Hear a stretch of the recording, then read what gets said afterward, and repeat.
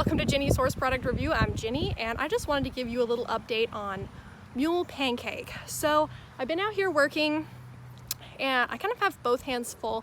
I've got Miss Kitty here with me. She's a sweetheart, and Mule Pancake's over there.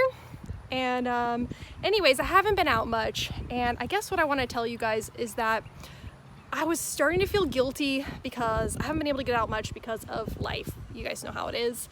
And also it's been super hot, so like I don't know that I should feel too bad. But I want to tell you why you shouldn't feel guilty if you can't get out to see your horse all the time. Now, I'm not talking about if your horse is like neglected or not cared for and you need to be like going and seeing them or putting eyes on them and doing stuff like that. I'm talking about if your horse is just hanging out being a horse or a mule. Don't feel guilty if you're not out there every day. And I know it's like super easy to get like discouraged and see people on social media making all this progress with their animals, and they're just constantly posting, constantly updating. And if you can't do that, don't add guilt to that. Like, there's enough things in this life to like shame us and guilt us. If your mule is out here just living its best life and you can't get out as often as you'd like, do not feel bad about it. Like, it's okay. You don't need to have guilt on top of everything else. Like, just go at your own pace. If you are paying your bills, you're keeping that animal in veterinary and farrier care and keeping them fed and happy, and they have like an enriching good life and companions and buddies. Like, you are doing enough. Do not compare yourself to others. You know, I think there's that old quote, like, comparison is the thief of joy. And I was just feeling today like, oh, I can't get out enough, and like we're not making a ton of progress, and the progress we are making is very, very slow and incremental. And I was like, you know what? I need to let all of that go, because you just don't need to do that to yourself. Like, there are enough things in this world like tearing you down on a daily basis. Like, you're doing fine. If you didn't get out to see your horse this week, totally okay. Or your mule, like, do not feel bad about it. This is life. This is fine. And yeah, so I got out here and it's like 1,000,000 degrees. It's so humid in North Carolina right now. And her buddy was going up to get bathed, and I thought, this is a perfect opportunity. This is kind of a quieter barn. There's not a lot of action. So when I do come here and take her out, I have to take her out by herself because there's just not a lot going on. So I was like, great opportunity. I asked Sam's mom if we could like tag along. He was gonna go get a bath, so we tagged along with him. And it's funny because before she realized we were leaving, she did not want to leave the pasture. Like, I straight had like a donkey on the end of a line, like trying to pull her out of the gate. She was like, you come here and we work and it's not fun and you make me uncomfortable and scared. So like once I got her out of the gate and we started heading down the path, she was like, oh, where's Sam going? So we kind of sucked a little of their courage up and borrowed some confidence from her boyfriend Sam and went a little further than we went, all the way to the barn, which is a really scary place, and did a little bit of groundwork there and a little bit of leading. And I'm gonna tell you, I've been on this mule journey now for a couple of months, and I'm just doing my own thing because, you know, you see so many different mixed messages about mules and what you can do with them and how to train them and how to handle them and how not to handle them. And one of the things I did see from Ty Evans was like, it was a podcast or a Mule Tip Tuesday or something, and it was like, ride your mule the way you ride. It was like, well, the mule's been trained like this, or I need to do it like you, or I need to do it like Ty or one of these other guys.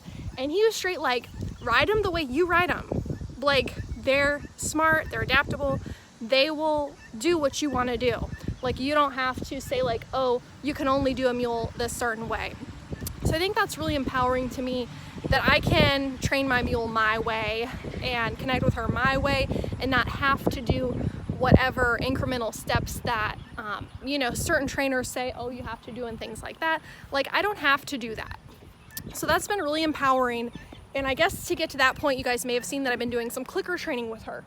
This mule, I took her away from her mule family in Florida that she was very settled into after 2 years.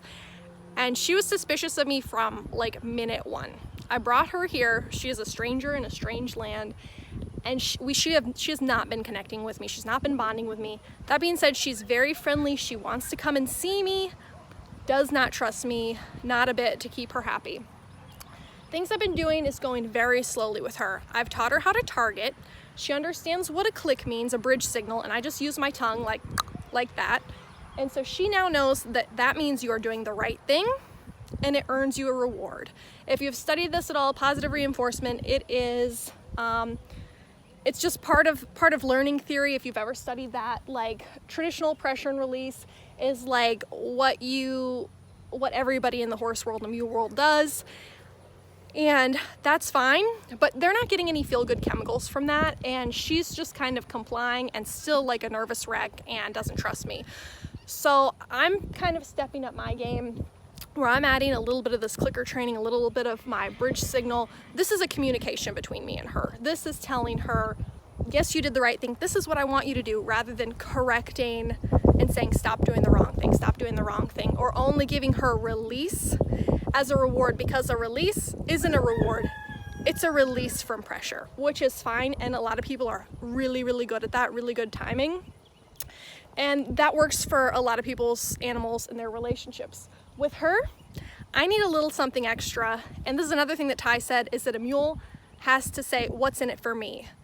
In your relationship, what's in it for this mule? And I think for a lot of people, that's like they're looking for a release. What's in it for them is to be left alone.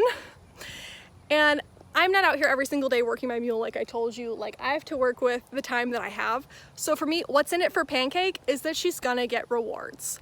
And I know that that's gonna ruffle a lot of feathers and that's gonna bother a lot of people, but I'm not doing purely R+ or positive reinforcement or clicker training.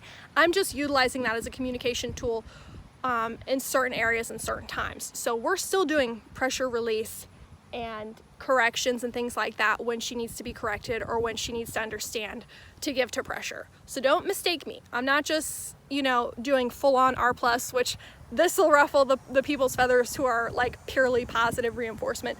I'm doing both, and that's okay. You gotta do you. This is how I'm training this mule.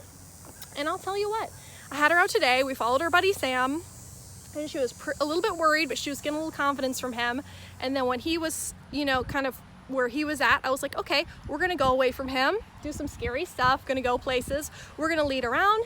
And I was kind of getting after her a little bit, like I had to correct her a bunch for walking in front of me, trying to turn her head, things like that, get that kind of leverage that mules like to get when they're not looking toward you, so they can really pull you around. And I've already had one bolt experience with her on the lead line, so I didn't want that. So basically I was like, you know what, I've got some treats in my pocket. I'm just gonna tongue click for her when she's leading exactly where I want her. So not only where I wanted her, but when she was in the emotional mind frame that I want to encourage and reward. So we were leading her, and as soon as she was in that relaxed state, that loose ears, soft eye, I went, handed her a treat.